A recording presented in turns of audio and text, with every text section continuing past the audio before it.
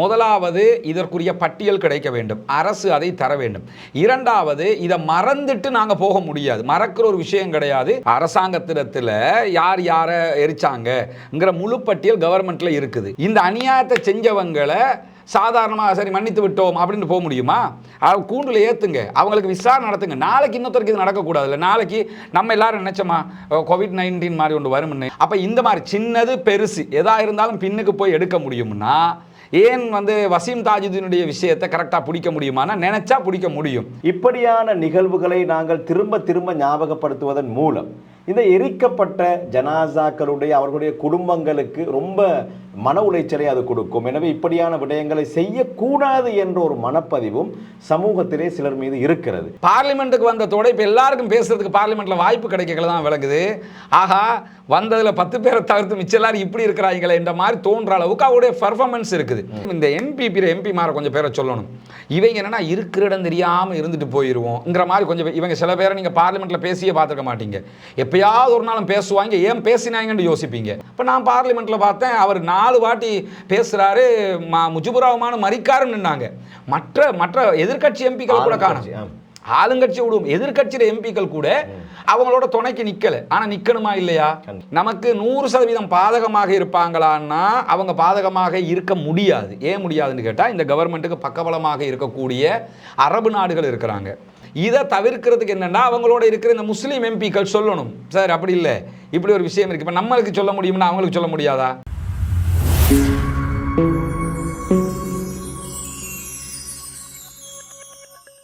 அஸ்ஸலாமு அலைக்கும் வரஹ்மத்துல்லாஹி வபரகாத்துஹு. ஷார்ட் நியூஸ் வழங்கும் மற்றும் ஒரு ஷார்ட் டாக் நிகழ்ச்சியில் உங்கள் அனைவரையும் சந்திப்பதில் மகிழ்ச்சி அடைகிறேன். நீண்ட நாட்களுக்கு பின்னால் இந்த நிகழ்ச்சியிலே மீண்டும் ஒரு சந்திப்பு. சங்கைமிகு ரமதான் வந்தது. ரமதானை தொடர்ந்து நாங்கள் முதலாவது நிகழ்ச்சியாக இந்த நிகழ்ச்சியை வழங்கி கொண்டிருக்கின்றோம். இன்றைய இந்த நிகழ்ச்சியிலே சமூகம் சார்ந்த மிக முக்கியமான ஒரு விடயம் குறித்து உங்களோடு பேச ஆசைப்படுகின்றோம். உங்களுக்கு தெரியும், COVID-19 என்றாலே முஸ்லிம்களுடைய கரை படிந்த ஒரு வரலாறை ஞாபகப்படுத்தக்கூடியதாக அமைந்திருக்கும். COVID-19 காலப்பகுதியிலே இந்த நாட்டிலே முஸ்லிம்கள் சொல்லனா துன்பங்களுக்கு முகம் கொடுத்தார்கள்.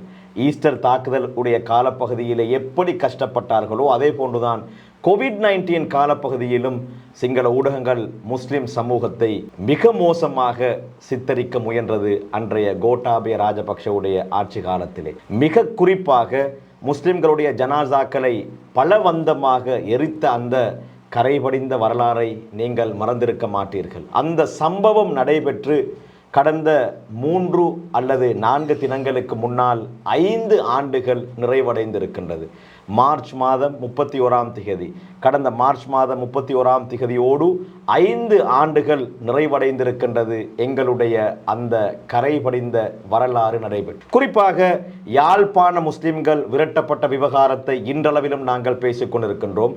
காத்தான்குடி பள்ளிவாயலிலே நடைபெற்ற அந்த துப்பாக்கிச்சூடு சம்பவத்தை இன்றளவிலும் நாங்கள் பேசிக்கொண்டே இருக்கின்றோம். ஆனால் எங்களுடைய சமூகத்தை சார்ந்தவர்களுக்கு ஜனாசா எரிப்பு விவகாரம் மறந்து விட்டதோ என்னவோ என்று எண்ண தோன்றுகின்றது. இப்போது ஜனாசா எரிப்பு விவகாரத்தை நாங்கள் முகம் கொடுத்த மிக மோசமான அந்த சம்பவத்தை மக்கள் மறந்திருக்கின்றார்கள். அதனை நாங்கள் ஒருபோதும் மறந்துவிடக்கூடாது என்பதற்காக வேண்டிதான் இந்த ஜனாசா எரிப்பு விவகாரம் நடைபெற்று 5 ஆண்டுகள் நிறைவடையக்கூடிய இந்த தருவாயிலே அது சம்பந்தமான சில விடயங்களை கலந்துரையாடலாம் என எதிர்பார்க்கின்றேன்.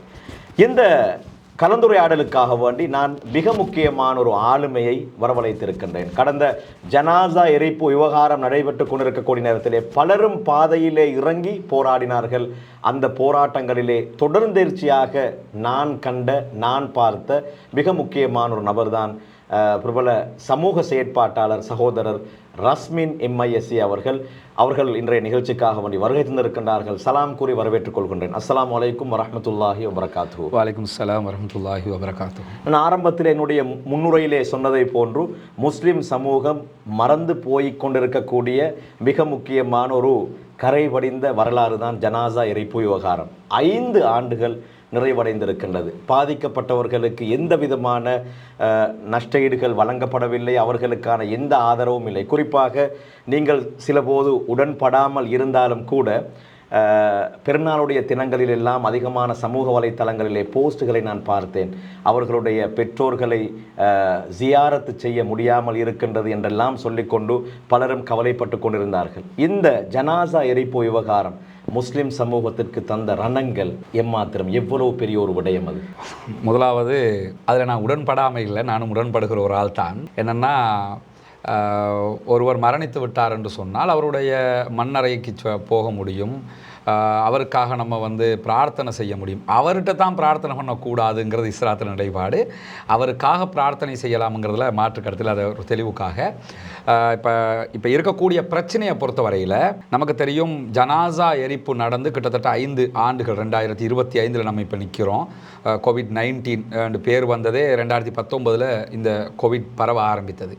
இந்த விவகாரம் முஸ்லீம்கள் மறந்து விட்டார்கள் என்று நம்ம கடந்து போகவும் முடியாது. ஏன்னா மறக்கவில்லை என்பதற்கான ஆதாரம் தான் ஜனாதிபதி தேர்தலும் பாராளுமன்ற தேர்தலும். ஜனாதிபதி தேர்தலில் யாருமே எதிர்பார்க்காத விதமாக முஸ்லிம்கள் அத்தனை பேரும் அனுரகுமார் திசாநாயக்கு வாக்களித்ததற்கான காரணம் என்னென்று சொன்னால், எதிர்த்தரப்பில் இருந்த அத்தனை பேருமே இதுக்கு ஏதோ ஒரு வகையில் துணை போனவர்கள் என்று நினைத்தார்கள். குறிப்பாக முஸ்லீம் எம்பிக்கள், அது ஸ்ரீலங்கா முஸ்லீம் காங்கிரஸில் இருந்த முன்னாள் எம்பிக்களாக இருக்கலாம், அல்லது அகில இலங்கை மக்கள் காங்கிரசினுடைய முன்னாள் எம்பிக்களாக இருக்கலாம், அது அல்லாத முன்னாள் எம்பிக்களாக இருக்கலாம்.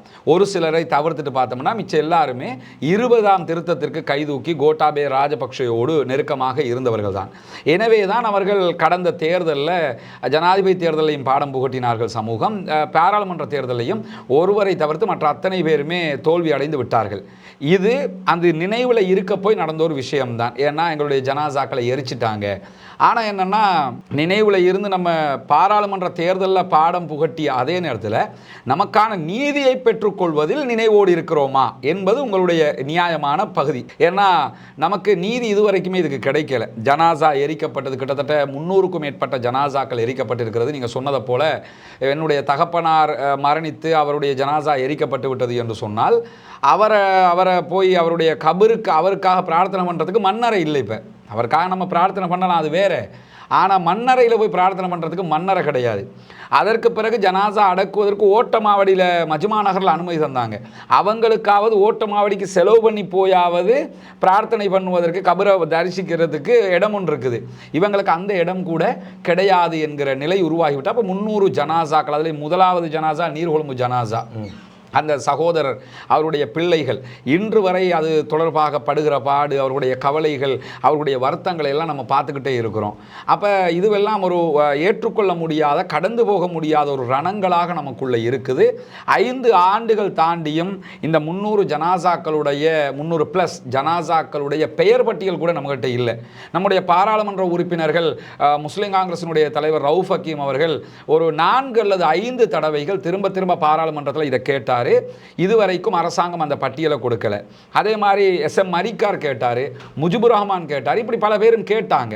கேட்டும் அந்த பட்டியல் கொடுக்கல. ஆனால் அதுக்கு பிறகு இவங்களும் கேட்கறத நிறுத்திட்டாங்க. உண்மை நிலவரம் என்னன்னா, அது கிடைக்கிற வரைக்கும் நம்ம கேட்கணும். எது வரைக்கும் கேட்கணும்னா, அம்மி நகர்ற வரைக்கும் அடிச்சுக்கிட்டே இருக்கணும். அது மாதிரி கிடைக்கிற வரைக்கும் கேட்டுக்கிட்டே இருக்கணும். அப்போதான் அது வெளியே வரும். ஏன்னா 2 விவகாரத்தில் தற்போதைய அரசு, ஆனால் கேபினட் ஊடக பேச்சாளரிடத்திலே நான் கேட்டிருந்தேன், அவர் அதனை வெளியிடுவதிலே எந்த விதமான பிரச்சனையும் இல்லை, விரைவில் வெளியிடப்படும் என்று சொல்லியிருந்தார். இந்த விரைவில் என்று சொல்லி 4 மாதம் கடந்துருச்சு. ஆட்சிக்கு 4 மாதம். இந்த பட்டியல் இல்லாமல் தான் இலங்கை அரசாங்கம் இருக்கிறதான்ற ஒரு கேள்வி இருக்குதா இல்லையா? அரசாங்கத்திடத்தில் யார் யாரை எரிச்சாங்கங்கிற முழு பட்டியல் கவர்மெண்ட்டில் இருக்குது. இருக்கிற பட்டியலை வெளியிடுறதுல அவங்களுக்கு என்ன பிரச்சனை? ஒரு பிரச்சனையும் கிடையாது. பட்டியலை தந்துட்டு போயிடலாம் தானே. இந்தா இருக்குது, இவங்க தான் அத்தனை பேரும்னா நமக்கு ஒரு கவுண்டிங் இருக்குது. இப்போ இருக்கிற கவுண்டிங் நம்மளை இப்போ 300+ சொல்லிக்கிட்டு இருக்கிறோம். அது 300+ஆ 400+ஆ 200+ஆங்கிறத கரெக்டாக அட்ரஸ் அதோட வரணும்ல. இத்தனை ஜனாசாக்கள் எரிக்கப்பட்டிருக்கு எங்களால் வெளியிட முடியும்னா இதே பதிலை நீங்கள் பாருங்கள். இதே ஊடக பேச்சாளர் நலிந்த ஜெயதிஸ் என்ன செய்வார் கேட்டால், பாராளுமன்றத்தில் என்ன சொல்லுவாருன்னா, சாராய பார் பட்டியலை கேட்டால் என்ன சொல்லுவார்? எங்கள்கிட்ட இருக்கு தருவோம்பாங்க. சாராய பாருடைய பட்டியல் யாரெல்லாம் கடந்த கவர்மெண்ட்டில் பார் லைசன்ஸ் எடுத்தாங்களோ அந்த பட்டியல் இதுவரைக்கும் முழுமையாக வந்துச்சான்னு கேட்டால் அப்படி வரலை. அதே மாதிரி தான் ஜனாசா எரிக்கப்பட்ட ஜனாசாக்களுடைய பட்டியலை கேட்டாலும் 2க்கும் ஒரே பதிலை சொல்கிறாங்களே தவிர வெளியிட மாட்டேங்கிறாங்க. இதை வெளியிடுறதுல என்ன பிரச்சனை? நாங்கள் ஒரே அடியில் இப்போ ஆட்சிக்கு 4 மாதம், 4 மாதத்துக்குள்ளே ஈஸ்டர் குண்டு தாக்கலுடைய சூத்திரதார் யார் என்று சொல்லுங்கள் இப்படின்ற O level ஃபர்ஸ்ட் பேப்பருடைய கொஸ்டின் ஆன்சர் மாதிரியா கேட்குறோம். எஸ் ஆர் நோ அப்படி கேட்கல.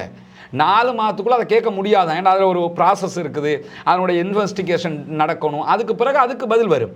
அதுக்காக பொறுத்துக்கிட்டு இருக்கிறோம். நம்ம மட்டும் இல்லை, நம்மை விட அதிகமாக பாதிக்கப்பட்ட கிறித்தவ பெருஞ்சமூகம் பொறுமையோடு இருக்கிறார்கள்.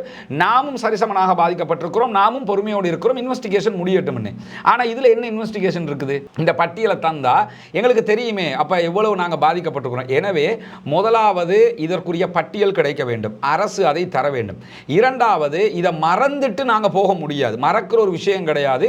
ஒரு அநியாயம் ஒரு சமூகத்துக்கே இழைக்கப்பட்டிருக்கு. ஒரு தனி மனிதனுக்கு மாத்திரம் இழைக்கப்படவில்லை, ஒரு சமூகத்துக்கு. இன்னும் சொல்ல போனால் இது ஒரு நவீன விஞ்ஞானத்தோடு சம்பந்தப்பட்ட விஷயம். வேர்ல்டு ஹெல்த் ஆர்கனைசேஷன் என்ன சொன்னாங்கன்னா, நீங்கள் தாராளமாக அடக்க முடியும், இதில் வைரஸ் பரவாது என்று மிக தெளிவாக சொன்னார்கள். உலகத்தில் இருக்கக்கூடிய எல்லா நாடுகளும் அடக்கியது. குறிப்பாக நம்ம அறிவியல் விஞ்ஞானம்னாலே அமெரிக்கான்னு பேசுவோம். அமெரிக்காவில் இன்னைக்கு இருக்கிற டொனால்ட் ட்ரம்ப் அன்னைக்கும் இருந்தார். அவர் டொனால்ட் ட்ரம்ப் எப்படிப்பட்ட ஆளுன்னு நமக்கு தெரியும். அவர் இருக்கிற நேரத்திலேயே அமெரிக்காவிலேயே பாடிகள் எல்லாமே அடக்கத்தான் பட்டது. பக்கத்து நாடு இந்தியாவில் எரிக்கணுங்கிற ஒரு ரூலை போட்டு வித்தின் 2-3 ஹவர்ஸுக்குள்ளே வாபஸ் வாங்கிட்டாங்க. ஏன் வாபஸ் வாங்கினாங்கன்னா, உடனே அப்போலோ தலையிட்டாங்க.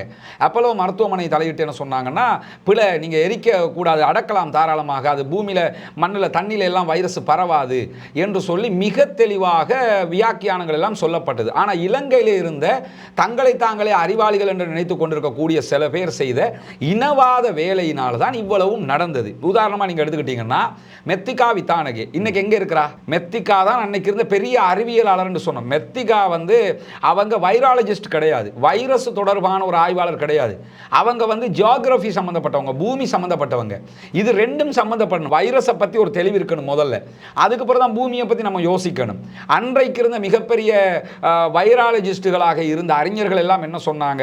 உதாரணமாக நீலிகா மலவிகே. இன்னைக்கும் நீங்கள் எடுத்துக்கிட்டீங்கன்னா உலகத்தில் இப்போ நாளைக்கு திடீர்னு அமெரிக்காவிலேயோ எங்கேயோ அறிவியலாளர்கள் ஒரு 10 பேருக்கு நாங்கள் ஒரு விருது கொடுக்க போகிறோம் என்று அறிவிச்சா அதில் ஒருத்தியாக யார் இருப்பாங்கன்னு கேட்டால் நீலிகா மலவிகே இருப்பாங்க. அவ்வளவு பெரிய அறிவாளி, வைரஸ் தொடர்பான ஒரு ஆய்வாளர். எல்லாத்தையும் தாண்டி இலங்கையில் ப்ரொஃபசர் திஸ்ஸ வித்தாரணை இன்னும் உயிரோடு இருக்கிறாங்க. அவங்க கடந்த கவர்மெண்ட்ல கோட்டாபே ராஜபக்ஷவால் தேசிய பட்டியல் எம்பியாக நியமிக்கப்பட்டவர்கள். அவர் வைரஸ் தொடர்பான மிகப்பெரிய ஆய்வாளர். அவரே என்ன சொன்னாருன்னா, இதை அடக்க கொடுங்க, இதை நீங்கள் எரிக்கக்கூடாது, இதில் எதுவும் பண்ண முடியாதுன்றாரு. பபா பலிகேவதனை சொன்னாங்க. யார் சொல்லலை? எல்லா அறிஞர்களும் மிக இதை அடக்கலாம்னு சொல்லியும் ஒரே ஒரு மெத்திகா வித்தானகையோட பேச்சை கேட்டுக்கிட்டு அடக்கினா தண்ணியில் வைரஸ் பரவும் அப்படின்னாங்க. இந்த மெத்திகா கடைசியில் எங்கே வந்து நின்றா தெரியுமா? அறகலையை கோட்டாவை விரட்டுகிற அறகலையில் அவள் வந்து நின்றா. கடைசியில் நானும் நிற்கிறேன்டா. எந்த கோட்டா எவளை நம்பி இந்த வேலையை செஞ்சாரோ அவருக்கு எதிராக நான் வந்து நிற்கிறேன்னு நிற்கிற அளவுக்கு நிலைமை மாறிச்சு. இந்த மெத்திகா வித்தானகேயை என்னைக்காவது விசாரணைக்கு உட்படுத்தினோமா? அல்லது அன்றைக்கு இருந்த சுகாதார அமைச்சர் பவித்ரா வன்னியாராச்சியை ஒரு விசாரணைக்கு உட்படுத்தப்பட்டதா? நீங்கள் என்ன அறிவியலை கொண்டு இதை செஞ்சீங்க? இந்த அறிவியலுக்கான ப்ரூஃப் என்ன? WHO உடைய அறிஞர்களை விடவா நீங்கள் எல்லாத்துக்கும் மேலே நீங்கள் பார்த்தீங்கன்னு சொன்னால் WHO இந்த வைரஸ் தொடர்பான ஆய்வாளர்கள் பட்டியலில் இருக்கக்கூடிய இலங்கையை சேர்ந்த அறிஞர்களே சொன்னார்கள் அடக்க கொடுங்கன்னு சொல்லி. அப்போது நீங்கள் அடக்க கொடுக்கலையே. அப்போ அடக்க கொடுக்காம விட்டு போட்டு எரிந்து எரிச்சு போட்டு இன்றைக்கி நாங்கள் எரிச்சிட்டோம், நடந்தது பிழை. ரணில் விக்ரமசிங்கவுடைய கவர்மெண்ட்டில் என்ன செஞ்சார்? மன்னிப்பு கேட்டார். நாங்கள் எரிச்சது பிழை, மன்னிப்பு கேட்டால் எரிச்ச பாடியெல்லாம் திரும்ப கிடைச்சிருமா? நமக்கு மன்னிக்கிறதுக்கு நாங்கள் தயாராக இருக்கிறோம், அது வேறு விஷயம். ஆனால் பட்டியல் எங்கே? இந்த அநியாயத்தை செஞ்சவங்களை சாதாரணமாக சரி மன்னித்து விட்டோம் அப்படின்னு போக முடியுமா? கூண்டில் ஏற்றுங்க, அவங்களுக்கு விசாரணை நடத்துங்க. நாளைக்கு இன்னொருத்தருக்கு இது நடக்கக்கூடாதுல்ல. நாளைக்கு நம்ம எல்லாரும் நினைச்சோமா COVID-19 மாதிரி ஒன்று வரும்னு? அதே மாதிரி சார்ஸ்ன்ற ஒரு வைரஸ் வரும்னு நம்ம என்னைக்காவது நினைச்சோமா? MERS வரும்னு நினைச்சோமா? இந்த சிக்கன் குனியாவை நம்ம எதிர்பார்த்தோமா? நமக்கு தெரிஞ்சதெல்லாம் அன்றைய காலத்திலிருந்து என்ன தெரியும்? நமக்கு தெரிகிற நோயின்னு வந்துட்டாலே ஒரு மலேரியா, அது மாதிரி டெங்கு, இதில் தான் தெரிஞ்சிருந்தது. இப்படியெல்லாம் வரும்னு நம்ம கற்பனையில் நினைக்கலாம். அப்போ இதற்கு பிறகு நம்ம எதிர்பாராத இன்னும் சில நோய்களும் வரக்கூடும். அப்போ இது மாதிரி ஒன்று நடக்கக்கூடாதுல்ல. நடக்காமல் இருக்கணும்னா என்ன செய்யணும்னு கேட்டால் இவர்களுக்கு தண்டனை கொடுக்கப்பட வேண்டும், பட்டியல் வெளியிடப்பட வேண்டும். இதை நம்முடைய பாராளுமன்ற உறுப்பினர்கள் மீண்டும் மீண்டும் பாராளுமன்றத்திலையும் கேட்கணும். இதற்கு எதிராக என்னெல்லாம் நம்ம இதை வெளியே கொண்டு வர்றதுக்கு வேலை செய்ய முடியுமோ அதெல்லாம் நம்ம கட்டாயம் செய்யணும். நிச்சயமா. அண்மைய நாட்களாக நாங்கள் பார்த்து வருகின்றோம், இந்த பிரபலமான அரசியல் பிரமுகர்கள் முன்னைய அரசாங்கங்களிலே ஊழல்களிலே ஈடுபட்டார்கள் என்ற குற்றச்சாட்டின் பேரிலே கைது செய்யப்படுகிறார்கள். 2006ஆம் ஆண்டு, அதாவது பல வருடங்களுக்கு முன்னால் யார் யாரெல்லாம் ஊழலில் ஈடுபட்டார்களோ அவர்கள் கைது செய்யப்படக்கூடிய இந்த விவகாரம் பொதுமக்களுக்கு மத்தியிலே ஒரு விதமான சந்தோஷத்தை ஏற்படுத்தி இருக்கின்றது. அரசாங்கத்தின் மீது ஒரு விதமான ஒரு நம்பிக்கை, இவர்கள் ஊழல்வாதிகளை பிடிப்பார்கள் என்ற ஒரு நம்பிக்கையும் வந்திருக்கின்றது.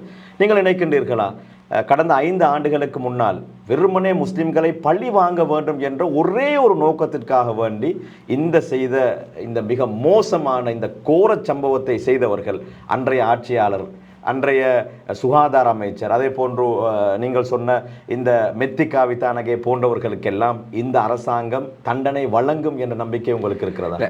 அரசாங்கத்தை பொறுத்தவரையில் ஊழல்வாதிகளை அவங்க தண்டிப்பாங்கங்கிறது நமக்கு தெரியுது. அவங்க அந்த சில வேலைகளை செஞ்சு வர்றாங்க. ஆனால் இந்த மாதிரி விவகாரங்களில் அவங்க கரெக்டாக நமக்கு நீதி கிடைச்சிருமான்னா 50-50 தான் நம்ம எதிர்பார்க்க முடியும். 100% எதிர்பார்க்க முடியாது.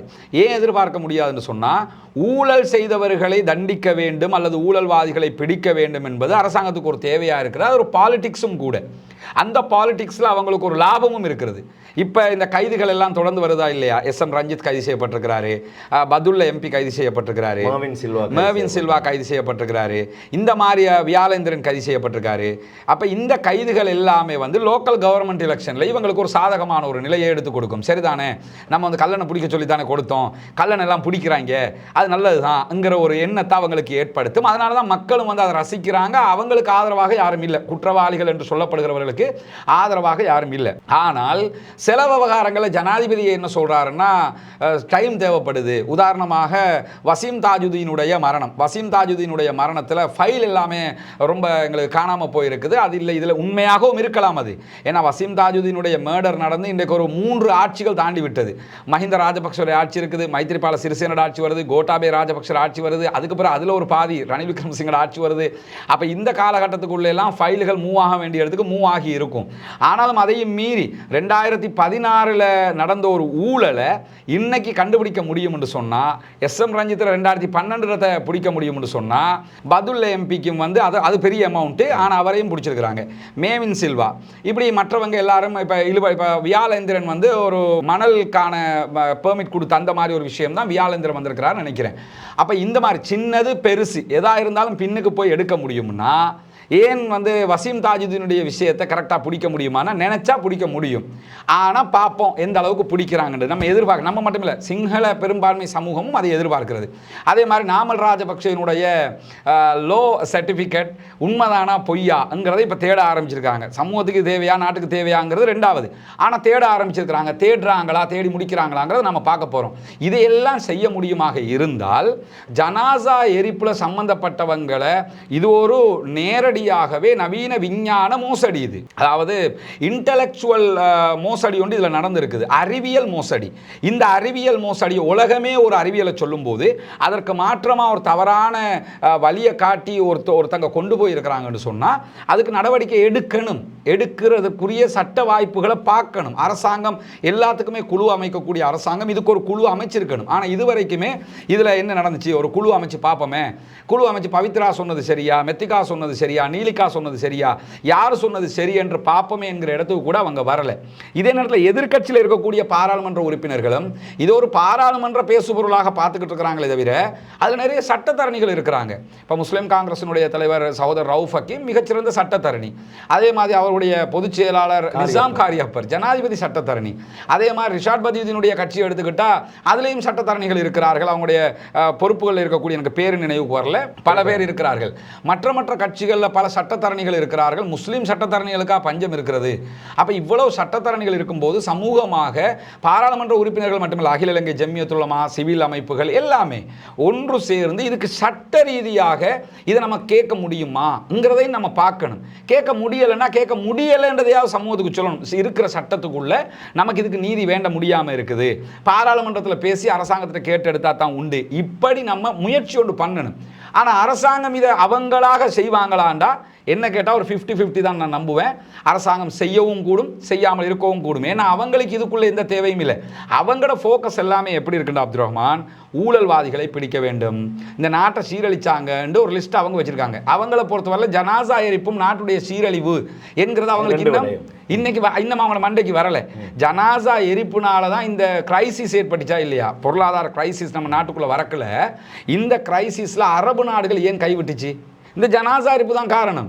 அப்போ அரபு நாடுகளை நீங்கள் கைக்குள்ளே வச்சுக்கணும்னா அதுக்கு மெயினாக இருக்கிறது என்னென்னா இந்த நடந்த அநியாயங்களுக்கு நீங்கள் தீர்வு எடுத்து தரணும். ஒரு புறம் ஈஸ்டர் அட்டாக்குக்கு தீர்வு கேட்குறோம், அதே மாதிரி ஜனாசா எரிப்புக்கும் தீர்வு தர வேண்டும். அது நிச்சயமாக கிடைச்சாகணும். ஆனால் அரசாங்கத்தை நம்ம 50-50 தான் பார்க்க முடியும் இந்த விவகாரத்தில். நிச்சயமாக எங்களுடைய வரலாற்றை எடுத்துக்கொண்டால் நாங்கள் இந்த விவகாரம் மாத்திரமல்லாமல் இது போன்ற பல கரைபடிந்த விவகாரங்கள் வரலாறுகள் எமக்கு இருக்கின்றது. குறிப்பாக காத்தாங்குடியிலே அந்த சுடப்பட்ட எங்களுடைய சுகதாக்கள், அதே போன்று ஜெஃப்னா முஸ்லீம்களுடைய விவகாரம் இன்றளவிலும் நாங்கள் பேசிக்கொண்டிருக்கின்றோம். அவற்றை அந்தந்த தினங்கள் வரக்கூடிய நேரத்திலே ஏதாவது ஒன்றை செய்து நாங்கள் ஞாபகப்படுத்துவது வழக்கம். ஆனால் இந்த ஜனாசா எரிப்பு விவகாரம் மார்ச் மாதம் 31ஆம் தேதி 2020 என்று நினைக்கின்றேன் நடைபெற்ற முதலாவது ஜனாசா, நீர்கொழும்பு ஜனாசா எரிக்கப்பட்ட அந்த நாள்.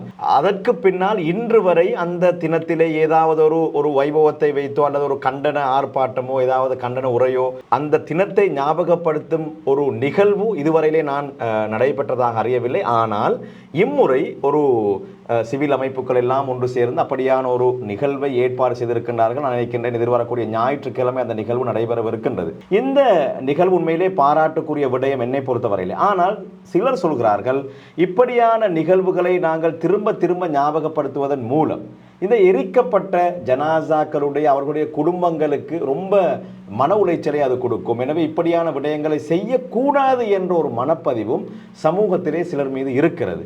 எப்படி பார்க்குறீர்கள்? அதில் என்னென்னா, நானும் அதை சமூக வலைதளங்களில் ஒரு சில பேர் அப்படி எழுதுகிறத நம்மளும் பார்க்குறோம்.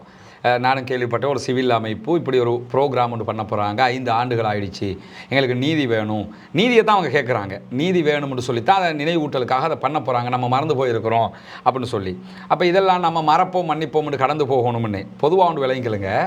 எந்த அரசாங்கம் வந்தாலும் இப்படி 4 பேர் இருப்பாங்க. நீங்கள் கோட்டாபே ராஜபக்சனுடைய அரசாங்கத்திலையும் அலுத்கம கலவரத்தை மறப்போம் மன்னிப்போம் என்று பேசினாக்கள் இல்லையா? திகன கலவரத்தை மறப்போம் மன்னிப்போம் என்று பேசினாக்கள் இல்லையா? இருந்தாங்க. அதே மாதிரி மைத்திரியினுடைய ஆட்சி காலத்திலையும் அதற்கு முன்னாடி நடந்த விவகாரங்கள், கிரீஸு மனுஷன் பிரச்சனையில் இருந்து எதெல்லாம், அதாவது பொதுபல சேனா உருவானதிலிருந்து வந்த பிரச்சனைகள் எல்லாத்தையுமே மறப்போம் மன்னிப்போம் என்று பேசினாக்கள் இல்லையா? ஞானசார தேரர் அவர்கள் குரானை அவமதித்து பேசினதுக்கு மன்னிப்பு கொடுத்தவங்க இல்லையா? அவங்களே நீதிமன்றத்தில் போய் நாங்கள் மன்னிச்சிட்டோம்னு சொல்லி வந்தவங்க. இதெல்லாம் வரலாறுல நம்ம பார்த்துருக்குறோம்.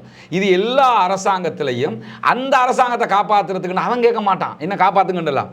நம்மாக்களில் கொஞ்சம் பேர் வரிஞ்சு காட்டிக்கிட்டு நிற்பாங்க, அந்த அரசாங்கத்தை நாங்கள் எப்படியாவது காப்பாற்றணும். அது மாதிரி இப்போ இந்த நேரத்தில் நீங்கள் பார்த்தீங்கன்னு சொல்லி சொன்னால் நம்ம சகோதரர்கள் கொஞ்சம் பேர் இருக்கிறாங்க, தோழர்கள்.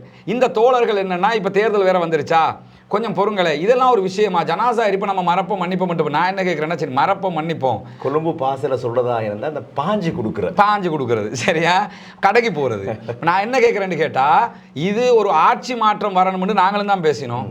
நேர்மையான ஆட்சி மாற்றம் வரணும், இதே திரும்ப திரும்ப இதே பல்லவி ஓதிக்கொண்டிருக்க முடியாதுன்னு ஜனாதிபதி தேர்தலிருந்து பாராளுமன்ற தேர்தலில் 20க்கு கைதூக்கின அத்தனை பேரையும் தோக்கடிங்கன்னு நானே நாடு முழுக்க போய் பிரச்சாரமே பண்ணினேன். ஏன் பண்ணினோம்னா, ஒரு மாற்றம் வரணும்னு தான் பண்ணினோம். மாற்றம் வரணும்னு நம்ம பிரச்சாரம் பண்ணுறோங்கிறதுக்காக வந்த மாற்றம் உமர் இப்னுல் கத்தாப் ரலியல்லாஹு ஆட்சின்னு நாங்கள் சொல்ல வரல. ஆனால் தோழர்கள் என்ன நினச்சிக்கிட்டு இருக்கிறாங்கன்னா, உமர் இப்னுல் கத்தாப் ரலியல்லாஹு ஆட்சின்னு நினச்சிக்கிட்டு இருக்கிறாங்க. உதாரணத்துக்கு ஒன்று நான் சொல்கிறேன், இந்த சப்ஜெக்ட்டுக்கு அவுட் ஆஃப் சப்ஜெக்டாக இருந்தாலும். இப்போ நேற்று டொனால்ட் ட்ரம்ப் என்ன செஞ்சுருக்கிறாருன்னா, உலகத்தில் இருக்கிற பெரும்பான்மையான நாடுகளுக்கு வரி விதிச்சு விட்ருக்காரு. அமெரிக்காவுக்கு நீங்கள் என்ன பொருளை ஏற்றுமதி செஞ்சாலும் அதுக்கு வரி விதிப்பு இருக்குது. நினைக்கிறேன் நம்ம நாட்டுக்கும் 17% சம்திங் வரியை விதிச்சிருக்கிறாங்க. இந்தியாவுக்கு 29% விதிக்கப்பட்டிருக்குது. யூரோப் கண்ட்ரியெல்லாம் அலறிக்கிட்டு இருக்கிறாங்க எல்லாம். ஈவன் இஸ்ரேலுக்கு 17% விதிச்சு விட்டார். இஸ்ரேலும் அமெரிக்காவும் மேங்கோ ஃப்ரெண்ட்ஸ் நமக்கு தெரியும். அப்படி இருக்கிற இஸ்ரேலுக்கு 17% வரி விதிக்கப்பட்டிருக்கிறது. இந்த வரி விதிப்பு ஜனாதிபதி என்ன பண்ணுறாருன்னா, இந்த வரி விதிப்பை பற்றி ஆய்வு செய்வதற்கு ஒரு குழுவை நியமித்திருக்கிறார். நல்ல விஷயம். ஏன்னா வரி விதிப்பு இப்போ தான் போடப்பட்டிருக்கு. இதில் என்ன வரியை விதிச்சிருக்கிறாங்க, எப்படி விதிச்சிருக்கிறாங்க, இது நமக்கு சாதகமா பாதகமா, இதை எப்படி எதிர்கொள்றதுங்கிறத ஆய்வு செய்கிறதுக்கு ஒரு குழுவை நியமிச்சிருக்கிறாரு. எதிர்க்கட்சி தலைவரும் அதை பாராட்டி இருந்தார். இதே நேரத்தில் நம்ம வெளிவிவகார பிரதி அமைச்சர் அருண் ஹேமச்சந்திரோட ஒரு ஸ்டேட்மெண்ட் ஒன்று நான் பார்த்தேன். இதெல்லாம் நமக்கு எந்த பாதிப்பையும் உண்டு பண்ணாது அப்படின்னு அவர் பேசியிருக்கிறார். அப்போ நான் என்ன யோசிக்கிறேன்னா, எந்த பாதிப்பையும், இவ்வளோ பெரிய ஒரு பிரச்சனை, இன்னும் குழுவே இப்போ தான் ஃபார்ம் பண்ணப்பட்டிருக்குது. அந்த சொல்கிறார், நாங்கள் ஷொக்காகவே இருக்கிறோம். அது அவர் அப்படி சொல்கிறாரு, இவர் இங்கிட்டு இப்படி சொல்கிறாரு. ரெண்டாவது அவங்களுடைய பாதுகாப்பு ராஜாங்க அமைச்சர் நினைக்கிறேன், அவர் நாங்கள் விலையை குறைக்காமல் அந்த பிழையெல்லாம் நாங்கள் செய்ய போகலை, அதனால் கரெக்டாக போய்கிட்டு இருக்குதுன்னு. இப்போ என்ன பிரச்சனைன்னு கேட்டால், கட்சியாக இருக்கிற வரைக்கும் தலைவர் பேசுவார், 2 பேர் பேசுவாங்க, எல்லாம் சூப்பர் ஆக்கல்றா, எல்லாம் அப்படி வித்தியாசமாக இருக்குது என்ற மாதிரி தோணியது. பார்லிமெண்ட்டுக்கு வந்ததோட இப்போ எல்லாருக்கும் பேசுறதுக்கு பார்லிமெண்ட்டில் வாய்ப்பு கிடைக்கல தான் விளங்குது. ஆகா, வந்ததில் 10 பேரை தவிர்த்து மிச்சம் எல்லாரும் இப்படி இருக்கிறாங்களே என்ற மாதிரி தோன்ற அளவுக்கு அவருடைய பர்ஃபார்மன்ஸ் இருக்குது. இதில் நீங்கள் இன்னும் கொஞ்சம் பார்க்கணும் என்னண்டா, இப்போ நம்ம இந்த பிரச்சனைக்குள்ளேயே நீங்கள் வந்து பார்த்தீங்கன்னா இதெல்லாம் மறப்போம் மன்னிப்போம்ங்கிறவங்க இருக்கிறாங்கல்ல, இந்த மறப்போம் மன்னிப்போம் என்று சொல்கிறவங்க தங்களை தாங்களே புத்திஜீவிகள்னு சொல்லிக் கொள்வாங்க. அப்போ நான் கேட்குறேன், நீங்கள் சொன்ன மாதிரியே காத்தான்குடி படுகொலை மறப்போம் மன்னிப்போம், அந்த பள்ளிவாசலில் இருக்கிற அந்த செவத்த அடையாளம் அழிச்சிட்டு போயிடுவோம். ஜஃப்னாவில் இருந்து மக்கள் வெளியேற்றப்பட்டாங்க. நான் என்ன சொல்கிறேன்டா, மறக்கிறதுக்கு மன்னிக்கிறதுக்கு காலம் கடக்கணும். ஒரு பேச்சுக்கு என்னண்டா, நீதி கிடைச்சிருச்சு, நீதியே கிடைச்சிருச்சு, தண்டனை கொடுக்கப்பட்டுச்சு, அப்போ மறந்துட்டு போயிடலாம். காத்தாங்குடி பள்ளியாக இருந்தாலும் எதுவாக இருந்தாலும். அதே மாதிரி நீங்கள் பார்த்தீங்கன்னா வடக்கில் இருந்து முஸ்லீம்கள் வெளியேற்றப்பட்டாங்க, மறப்போம் மன்னிப்போம், இதை பற்றி இனிமேல் பேச வேணாம், ஜூலை கருப்பு ஜூலை என்று பேச வேணாம், இதெல்லாம் நம்ம சொல்லிடுவோம். அதே மாதிரி முஸ்லீம்கள வரலாற்றில் திகன கலவரம், இதை பற்றி பேசாதீங்க, அலுத்கம கலவரத்தை பற்றி பேசாதீங்க, 20 நாள் புள்ளை எரிச்சதை பற்றி இனிமேல் பேசாதீங்க. ஏன் பேசாதீங்கன்னா வந்திருக்கிறது சகவாழ்வுக்கு குந்தகம். ஆமாம், ஏன்னா சகவாழ்வுக்கு குந்தகம். எல்லாத்துக்கும் மேலே வந்திருக்கிற ஆட்சியாளர் உமர் இப்னு அல்-கத்தாப் ரலியல்லாஹு ஆட்சியா? முதல்ல நமக்கு தேவை நீதி. யார் ஆட்சிக்கு வந்தால் நீதி வேணுமா இல்லையா? இது பார்லிமெண்ட்டில் என்ன நம்ம பார்க்குறதுல இந்த எம்பிமாரை கொஞ்சம் பேரை சொல்லணும். இவங்க என்னென்னா இருக்கிற இடம் தெரியாமல் இருந்துட்டு போயிடுவோங்கிற மாதிரி கொஞ்சம் இவங்க சில பேரை நீங்கள் பார்லிமெண்ட்டில் பேசியே பார்த்துருக்க மாட்டீங்க. எப்பயாவது ஒரு நாளும் பேசுவாங்க, ஏன் பேசினாங்கன்னு யோசிப்பீங்க. இப்போ நான் பார்த்தேன், இந்த அக்குரனை வெள்ள பிரச்சனை எவ்வளோ பெரிய பிரச்சனை. அந்த பிரச்சனைக்கு பஸ்மினா ஜியார் பேசின அவர் பேசின பேச்சை பார்க்கல நான் யோசிச்சேன், என்னடா இது, என்ன நடந்துகிட்டு இருக்குது. அதே மாதிரி நான் அக்குரனில் இருந்து ஒருத்தர் போயிருக்கார் பார்லிமெண்ட்டுக்கு, ரியாஸ் ஃபாரூக். அவர் பார்லிமெண்ட்டில் ஒரே ஒரு நாள் இருப்போ பேசினதை பார்த்து அதுக்கு பிறகு பேசினாராங்கிறதே நினைவுக்கு வரல. அதே மாதிரி ஒருத்தர் இருக்கார், அவர் பேசாமல் இருந்தாலும் இந்த குருநாகலையிலிருந்து அஸ்லம், இவர் பேசாமல் இருந்தாலே பரவாயில்லைங்கிற அளவுக்கு இருக்கு. இன்னும் கொஞ்சம் பேரை பார்த்தீங்கன்னா இவங்க பார்லிமெண்ட்டில் இருக்கிறாங்களாண்டே உங்களுக்கு தெரியாது. முஸ்லீம் எம்பிக்கள் பாராளுமன்றத்தில் இருக்கிறாங்களா என்று கூட தெரியாது. என்பிபியினுடைய எம்பிக்கள் என்ன காரணம் ஏண்டா, ஜால்ரா அடிக்க பழகிட்டாங்க, தலைவரை பாராட்ட பழகிட்டாங்க, தேவையான பிரச்சனையே பேச மாட்டேங்கிறாங்க. அர்ச்சுனா அவ்வளோ சபையில் கத்தும்போது முனீர் முகஃபர் பிரதி அமைச்சர் எழும்பி என்ன சொன்னார் அர்ச்சுனாக்கு, நீங்க தெரியாம பேசாதீங்கன்றார். சரி, உங்களுக்கு தெரியும்ல, நீங்க பேசுங்கண்டா. அன்னைக்கு பேசல, 2 நாளைக்கு பிறகு உட்காந்துக்கிட்டு வைதா ஹாத்தபூமு ஜாயிலுன காலு சலாமாண்டாரு. அதை சிங்களத்தில் சொன்னார். தமிழ் அரபில் சொன்னாரான்னு பார்க்கலன்னா சிங்களத்தில் என்ன சொன்னார், மூடர்கள் உங்களோட ஆர்கியூமெண்ட்டுக்கு வந்தால் செலாம் சொல்லிட்டு போங்க, மூடர்கள் வந்தால் செலாம் சொல்லிட்டு போகணும். ஆனால் கேட்ட கேள்வி பாராளுமன்ற ஹென்சாடுக்கு வந்திருக்குது. அவன் கேட்ட கேள்வி சரியா பிழையாங்கிறத தாண்டி அதுக்கு பதில் சொல்லணுமா இல்லையா? பதில் சொல்லி இருக்கணும். பதில சொல்லாமல் மூடர்களை கண்டா செலான் சொல்லுங்கன்னு சொன்னால் இது பதிலாது. எந்த இடத்துக்கு இதில் என்னன்னா பதில் இல்லாமல் தப்பிச்சு கொள்ற பதில் இந்த மாதிரி காரியம். ஆனால் இந்த எம்பிக்கள் ஒரு விடயத்தை பயப்பட வேண்டும், அவர்கள் மறந்துவிடக் கூடாது. அன்று ஜனாசா எரிப்பு விவகாரத்திலே ஜால்ரா அடித்த அத்துணை முஸ்லிம் எம்பிக்களை முஸ்லிம் சமூகம் அடுத்த தேர்தலோட இப்ப இவங்க அடையாளம் தெரியாம இருக்காங்கல்ல. இதே மாதிரி இந்த கான்ஸ்டிடியூஷன் ரிஃபார்ம்கள் அதுல ஏதோ ஒரு வகையில இவங்க தப்பிச்சு பொழைச்சி திருப்பி ஆட்சிக்கு வர்றதுக்கான இந்த எம்பிக்கள் முஸ்லீம் எம்பிக்கள் வர்றதுக்கான வாய்ப்பு கிடைச்சி வந்தாலே ஒழிய இந்த முறை ரெல்லைக்கு வந்தது. ஏன்னா இருக்கிற கல்லணை துரத்தணும். அதுக்காக இப்ப மைத்திரிபால சிறிசேனைக்கு எப்படி வாக்களிச்சாங்க, மைத்திரி வந்தா அப்படி செஞ்சிருவார் இப்படி செஞ்சிருவார்ல, அவருக்கு ஏன் போட்டோன்னா மஹிந்தே விரட்டணும். அது மாதிரி இப்போ இந்த ஆட்சிக்கு வாக்களிச்சிருந்த கோட்டா சார்ந்த ராஜபக்ஷ ரெஜிமெண்ட் சார்ந்தவங்களை விரட்டணும்டா, யார் வந்தாலும் பரவாயில்லை என்கிற அடிப்படையில் தான் இந்த தெரிவு செய்யப்பட்டுச்சு. அதனால தான் எல்லாருமே கொண்டு யாருக்கு போட்டாலும் பரவாயில்லை, முஸ்லீமோ யாருக்குனாலும் போடுங்கன்னு அள்ளி அள்ளி போட்டாங்க. போட்டு வந்தது. இவங்க இப்படியே இருந்தாங்கன்னா இவங்களோட பெர்ஃபார்மன்ஸ் இருந்தால் கொஞ்சம் அடுத்து வர்றதுக்கு வாய்ப்பு இருக்குது. இல்லைன்னா இவங்க நம்மளை மறந்த மாதிரி நம்மளும் அவங்கள மறந்து. இப்போ கூட இப்போ நம்ம இவ்வளோ சோஷியல் மீடியாவில் நீங்கள் ஊடகத்தில் இருக்கிறீங்க, நீங்கள் சொல்லுங்கள் என்பிபியில் எத்தனை எம்பி இருக்கிறாங்க, எந்த ஏரியாவில் எந்த எம்பின்றா தெரியுமா? தெரியாது நமக்கு. ஒருத்தர் 2 பேரை தெரியுது, மற்ற முனீர் முகஃபரை தெரியுது, இந்த பஸ்மினா ஜியாரை தெரியுது, அதே மாதிரி இந்த மாதிரி 4 பேரை தெரியுது, தவிர வேறு யாரை தெரியுது? யாரையும் தெரியல. காரணம் என்னென்னா அவங்கள நாங்கள் ஒத்தரமில்லை வாப்பா இந்த மாதிரி தான் இருந்துக்கிட்டு போகிறாங்க. அப்போ இவ்வளோ பிரச்சனை இருக்குது. ஜனாசா எரிப்பு ரவுஃப் ஹக்கீம் அவ்வளோ கதறாருண்டா, ரவுஃப் ஹக்கீம் பார்லிமெண்ட்டில் கேட்கும்போது நீங்களும் சேர்ந்து ஆமாம் ரவுஃப் ஹக்கீம் கேட்குறது உண்மைதான், அதுக்கு எங்கள் தாங்க அந்த பட்டியலை ரவுஃப் ஹக்கீம் என்ன அவங்களோட கட்சி ஊழல் பட்டியலையா கேட்டார் அல்லது வேறு எதையுமா கேட்டார்? ரவுஃப் ஹக்கீமுடைய அரசியலில் நேற்று இன்றைக்கு நாளைக்கு எனக்கு மாற்று கருத்து இருக்கலாம், அது வேறு. ஆனால் அவர் கேட்ட கேள்வி சரியா இல்லையா? அப்போ அவர் ரவுஃப் ஹக்கீமோட தோளுக்கு தோளாக மற்றவங்க நின்றுக்கணுமா இல்லையா? இப்போ நான் பார்லிமெண்ட்டில் பார்த்தேன், அவர் 4 வாட்டி பேசுகிறாரு, முஜிபுர் ரஹ்மான் மரிக்காருன்னு நின்னாங்க. மற்ற எதிர்கட்சி எம்பிக்களை கூட காணும். ஆளுங்கட்சி விடுவோம், எதிர்கட்சியில எம்பிக்கள் கூட அவங்களோட துணைக்கு நிக்கல. ஆனா நிக்கணுமா இல்லையா? கண்டிப்பா நின்று நம்ம பேசணும். அப்ப இந்த விவகாரங்கள் மாற்றம் பெறாத வரைக்கும் எந்த ஒரு மாற்றமும் நிகழாது. நிச்சயமாக இன்றைய நாளுக்கான இறுதி வினா, அதாவது இந்த அரசாங்கத்தை பொறுத்தவரையிலே இவர்கள் முஸ்லிம்களுக்கு சாதகமானவர்களாக இருப்பார்கள் என்ற நம்பிக்கை ஒட்டுமொத்த முஸ்லிம்களுக்கும் இருந்தது. குறிப்பாக கடந்த ரமதானை பொறுத்தவரையிலே மிக நீண்ட நாட்களுக்கு பின்னால் நாங்கள் எந்த விதமான இனவாத பிரச்சினைகளுக்கு நாங்கள் முகம் கொடுக்கவில்லை, நிம்மதியாக நோன்பு நோற்றோம். இப்படி அல்ஹம்துலில்லாஹ் பெருநாளை கொண்டாடினோம். இன்று வரைக்கும் ஏதோ ஒரு பாதுகாப்பாக இந்த இனவாத பிரச்சனைகளிலிருந்து இருக்கின்றோம். ஆனால் இந்த ருஷ்டியின் கைது விவகாரம், இந்த விவகாரத்தை தொடர்ந்து அதற்கு பின்னால் இப்போது பலரும் இந்த அரசாங்கத்தை விமர்சிக்க ஆரம்பித்திருக்கிறார்கள். குறிப்பாக முஸ்லிம்கள் மாத்திரமல்ல, முஸ்லிம் அல்லாத புத்திஜீவிகள், சட்டத்தரணிகள் எல்லாம் இது பற்றி பேச ஆரம்பித்திருக்கிறார்கள். எதிர்வரக்கூடிய நாட்களிலே இந்த ஜனாசா எரிப்பு விவகாரமாக இருக்கட்டும், அல்லது நாங்கள் இழந்த பல முக்கியமான விடயங்களை இப்போது நாங்கள் கேட்டுக்கொண்டிருக்கின்றோம், இவற்றுக்கு இந்த அரசாங்கம் பாதகமாக அமைந்து விடுமா, இவர்கள் முஸ்லிம்களுக்கு சாதகமாக இருக்க மாட்டார்களா என்ற கேள்வி இப்போது முஸ்லிம் சமூகத்துக்கு மத்தியிலே கொஞ்சம் கொஞ்சம் எழ ஆரம்பித்திருக்கின்றது. உங்களுடைய நிலைப்பாடு என்ன?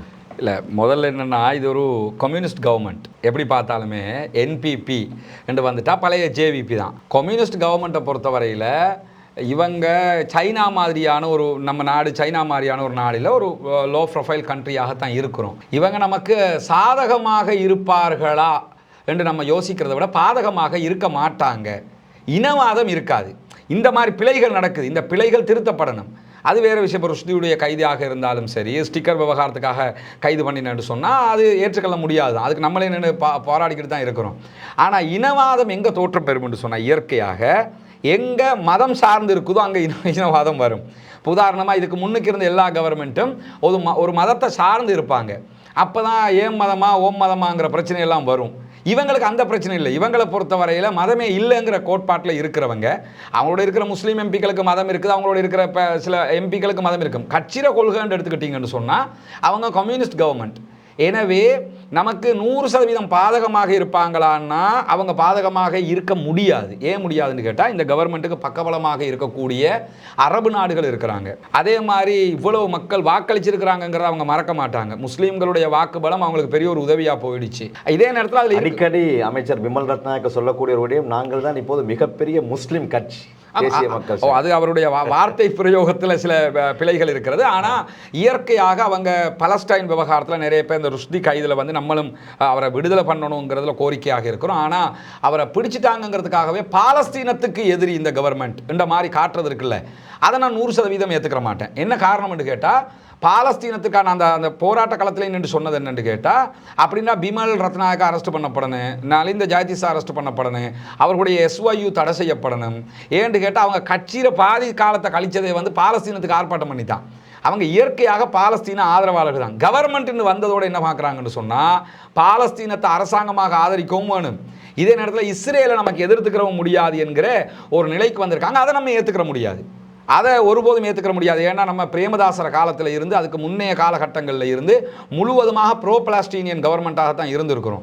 எனவே பாலஸ்தீனத்துக்கு ஆதரவாகத்தான் இருக்கணுமே தவிர அதில் அசட்டை செய்யவே முடியாது. அதிலும் அனுரகுமார் திசாநாயக்க வந்து பாலஸ்தீனத்திற்கு ஆதரவாக எப்படி பேசினவருங்கிறதுலாம் நமக்கு தெரியும். இப்படி இருக்கிற போது சில சம்பவங்கள் தவிர்க்க முடியாமல் நடந்து கொண்டே வருகிறது. ருஷ்டி விவகாரமாக இருந்தாலும் சரி, இன்னும் சில சம்பவங்களாக இருந்தாலும் சரி, இந்த சம்பவங்கள் நடக்கும்போது சில நேரம் அவங்களுக்கு தெரியாமல் இருக்கும். உதாரணமாக ஊடகவியல் சந்திப்பில் நீங்கள் தான் அவர்கிட்ட நலிந்த ஜாதி சட்டை கேட்குறீங்க. கேட்குற வரைக்கும் அவர், நான் நினைக்கிறேன் அவருக்கான சப்ஜெக்டே தெரிஞ்சிருக்கலை. அப்போ தெரிஞ்சிருக்கலைன்னு சொன்னால், ஒன்றோ அவர் மீடியா கான்ஃபரன்ஸுக்கு வரும்போது போலீஸ் ஊடக பேச்சாளர்கிட்ட இருந்து என்ன பிரச்சனை வந்துச்சுன்னு கேட்டுக்கிட்டு வந்திருக்கணும். இல்லைன்னு சொல்லி சொன்னால் மல்லிய மட தானே பொட்டா கிண்டன்னு சொல்லிட்டு கேட்டுக்கிட்டாவது பதில சொல்லியிருக்கணும். அதையும் அவர் சொல்லலை. எனவே அவங்க என்ன செய்கிறாங்கன்னா, அனாப்பிச்சு கொடுறாங்க. அவங்கள பிணைஞ்சு கொள்றாங்கன்னு சொல்லுவாங்கல்ல, இந்த வேலையை செஞ்சு கொள்றாங்க. இதை தவிர்க்கிறதுக்கு என்னன்னா, அவங்களோட இருக்கிற இந்த முஸ்லீம் எம்பிக்கள் சொல்லணும், சார் அப்படி இல்லை, இப்படி ஒரு விஷயம் இருக்கு. இப்போ நம்மளுக்கு சொல்ல முடியும்னா அவங்களுக்கு சொல்ல முடியாதா? அவங்களுக்கு எடுத்து சொல்லணும். சொல்லி நம்ம அதை எப்படி கொண்டு போகணும்னு பார்க்கணும். ஆனால் நீங்கள் பார்த்தீங்கன்னா கவர்மெண்ட் வந்து எல்லா தரப்புலையும் அன்பாப்புலர் ஆகிறத நம்ம பார்க்குறோம். இப்போ நேற்று நான் பார்த்துருந்தேன், சாணக்கியன் கடுமையாக கவர்மெண்ட்டுக்கு எதிராக பேசியிருந்தார். தமிழ் தலைவர்கள் இப்போ பேச ஆரம்பிச்சிருக்கிறாங்க. ஆனால் ஆரம்பத்தில் தமிழ் தலைவர்கள் இந்த கவர்மெண்ட்டை கொஞ்சம் சாதகமாகத்தான் பேசிக்கிட்டு இருந்தாங்க. அதே மாதிரி முஸ்லீம் தலைவர்களாக இருந்தாலும் ஆரம்பத்தில் பாராட்டிய பல பேரும் இன்றைக்கு அதை பகிரங்கமாக எதிர்க்கிற காட்சியெல்லாம் பார்க்குறோம். எனவே கவர்மெண்ட் கவர்மெண்ட்டுடைய போங்கில் ஒரு அன்பாப்புலாரிட்டி இருக்குது. அது மட்டும் இல்லாமல் அவர்களுடைய இந்த செயல்பாடு ருஷ்டி விவகாரம் ரொம்பவே அவங்களுக்கு ஒரு கெட்ட பேர் டேமேஜான ஒரு விவகாரம். இன்னும் அவங்க முடிக்காமலும் இருக்கிறாங்க. அதை முடிச்சு விட்டுலாம் என்னன்னு சொல்லி பார்த்து அதை முடிக்காமல் இருக்கிறாங்க. அதை தாண்டி ஒரு பிரச்சனை அவர்கள் இருக்குது. என்னன்னு கேட்டால், இந்த பிடிஏ நாங்கள் இல்லாமலாக்குவோம்னு ஆட்சிக்கு வந்தாங்க. நாங்கள் இப்போ தானே 4 மாதம் பிடிஏக்கு சொல்லக்கூடாது. முதல் விவகாரமே பிடிஏ இல்லாமல் ஆக்குறதுன்னு பல மேடைகள் அனுரகுமார் திசாநாயக்க பேசியிருக்கிறாரு. நாங்கள் ஆட்சிக்கு வந்தால் முதல் விஷயமே பிடிஏ இல்லை, பயங்கரவாத தடை சட்டத்தை இல்லாமல் ஆக்குவோம். அது எதுக்காக பேசினாங்கன்னா, ஜேவிபியை முழுக்க அழிச்சதே பயங்கரவாத தடை சட்டத்தை வச்சுக்கிட்டு தான். ஜேவிபி தலைவராக இருந்தாலும் சரி, அவங்க கட்சியாக இருந்தாலும் ட்ரில்வின் சில்வா வரைக்கும் ஜெயிலில் படாத பாடுபட்டது இந்த சட்டத்தினால தான். இப்போ அவங்களே பாதிக்கப்பட்ட ஒரு சட்டமாக இருக்கிற போது அதை ரிமூவ் பண்ணிட்டா ருஷ்டி மாதிரி ஆக்கள் இப்படி பாதிக்கப்படவே மாட்டாங்க. சரி, ஸ்டிக்கர் ஒட்டினியா, என்ன விவகாரம், வா போலீஸுக்கு போய் கட்ட உத்தரையை எடுத்துட்டு வழக்கு போடுறேன்னா போட்டு வேலையை பார்க்கலாம். இந்த சட்டம் இருக்கிறதுனால மிஸ்யூஸ் பண்ணிடுறாங்க சில நேரங்களில். எனவே இதை அவங்க சரி செஞ்சுட்டாங்கன்னு சொன்னாலே இந்த பிரச்சனைகள் தீர்ந்துரும்னு நினைக்கிறேன். இன்னும் கொஞ்சம் 4 மாதம் தானே, இப்போ இன்னும் கொஞ்சம் நம்ம போகக்குள்ள தான் பார்க்கணும். அடுத்தடுத்து இவங்களுடைய நிலைப்பாடுகள் எப்படி இருக்குண்டு. முழுமையாக இனவாதத்தை கக்குவாங்க, கோட்டா கவர்மெண்ட் மாதிரி இருக்கும்ன்றலாம் நான் நம்பலை. அல்லாஹு ஆலம், எதிர்காலத்தில் எதுவும் நடக்கலாம். இப்போதைக்கு நான் நம்பலை. என்று கேட்டால், கேரளாவில் உம்மன் சண்டியினுடைய கவர்மெண்ட்டை நம்ம பார்த்துருக்கிறோம். அது கம்யூனிஸ்ட் கவர்மெண்ட். அதே மாதிரி மற்ற வியட்நாம் கவர்மெண்ட்டுகளை பார்த்துருக்கிறோம். சைனாவை தவிர்த்துள்ள பல நாடுகளில் கவர்மெண்ட்டுகளை நம்ம பார்த்துருக்கிறோம். கம்யூனிஸ்ட் இருக்கக்கூடிய கவர்மெண்ட்டுகள் அதுவும் உச்சகட்ட கம்யூனிசமாக மாறிட்டா அவங்களோட நிலைமையை அவங்க காட்டுவாங்க. உதாரணமாக நார்த் கொரியாவில் பார்க்குறோம். அவர் போடுகிற கூத்து எல்லாம் என்னன்னா, அவங்களுக்கு இனி அது அடக்குமுறை ஆட்சி. சைனா அங்கே யாரும் பேச முடியாது. அங்கே உய்குர் முஸ்லீம்களுக்கு நடக்கிறதெல்லாம் நமக்கு தெரியுது. ஆனால் இங்கே பொறுத்தவரையில் இங்கே அந்த ஆட்டத்தை இந்த 5 வருஷத்துக்குள்ள அவங்களுக்கு போடையில. அது வேணும்னா கான்ஸ்டிடியூஷன் ரிஃபார்ம் வந்து திரும்ப ஆட்சியை பிடிச்சி 1 பார்ட்டி லோன்னு கொண்டு வந்து இருக்கிற எல்லா கட்சியும் தடை செஞ்சு அப்படி செஞ்சாங்கன்னா நீங்கள் சொல்கிறது நடக்க வாய்ப்பு இருக்குது. ஆனால் அந்த அளவுக்கு இவங்களுக்கு போக முடியுமாங்கிற ஒரு கேள்வியும் இருக்குது. நிச்சயமாக இப்படி பல விடயங்களை இன்றைய இந்த கலந்துரையாடலில் நாங்கள் பேசியிருந்தோம். குறிப்பாக இன்றைய எங்களுடைய கருப்பொருள் எரிக்கப்பட்ட ஜனாசாக்கள், இந்த முஸ்லிம்கள் மீது மிக மோசமாக மேற்கொள்ளப்பட்ட இந்த பலவந்த ஜனாசா எரிப்பு விவகாரத்திற்கு 5 ஆண்டுகள் நிறைவடைந்திருக்கின்றது. முஸ்லிம்கள் இந்த ரணங்களிலே இருந்து, இந்த கோர சம்பவத்திலே இருந்து முஸ்லிம்கள் ஒருபோதும் இன்னும் மீளவில்லை. அவர்கள் கவலையோடு இருக்கின்றார்கள். பாதிக்கப்பட்டவர்கள் இன்னும் கவலையோடு இருக்கின்றார்கள். அந்த எரிக்கப்பட்ட ஜனாசாக்களுடைய குடும்ப உறுப்பினர்களுக்கு அல்லாஹ் உயர்ந்த பொறுமையை கொடுக்க வேண்டும். அதே போன்று அந்த சுகதாக்களுக்கு அல்லாஹ் ஜன்னத்துல் ஃபிர்தௌஸை கொடுக்க வேண்டும். ஒவ்வொரு வருடமும் மார்ச் மாதம் 31ஆம் தேதி இந்த எரிக்கப்பட்ட ஜனாசாக்களுடைய இந்த ஞாபகப்படுத்தக்கூடிய ஒரு நிகழ்வு இந்த நாட்டில் நடைபெற வேண்டும் என்பது என்னுடைய தனிப்பட்ட ஆசை. எதிர்வரக்கூடிய காலங்களிலே அதற்கான ஏற்பாடுகள் நடைபெற வேண்டும் என்ற என்னுடைய பிரார்த்தனையோடு இன்றைய இந்த கலந்துரையாடலை நிறைவுக்கு கொண்டு வருகின்றேன். என்னுடைய அழைப்பை ஏற்று கலையகத்திற்கு வந்து என்னுடைய எல்லா வினாக்களுக்கும் பதில் சொன்ன சகோதரர் ரஸ்மின் MISC அவர்களுக்கு நன்றிகளை தெரிவித்துக் கொள்கின்றேன். ரொம்ப நன்றி. ஜஸாக்குமுல்லாஹ் ஹைரன். ஜஸாக்கல்லாஹ். வீடியோக்களை மிஸ் பண்ணாமல் பார்க்க இன்றே ஷார்ட் நியூஸ் யூடியூப் சேனலை சப்ஸ்கிரைப் பண்ணுங்கள்.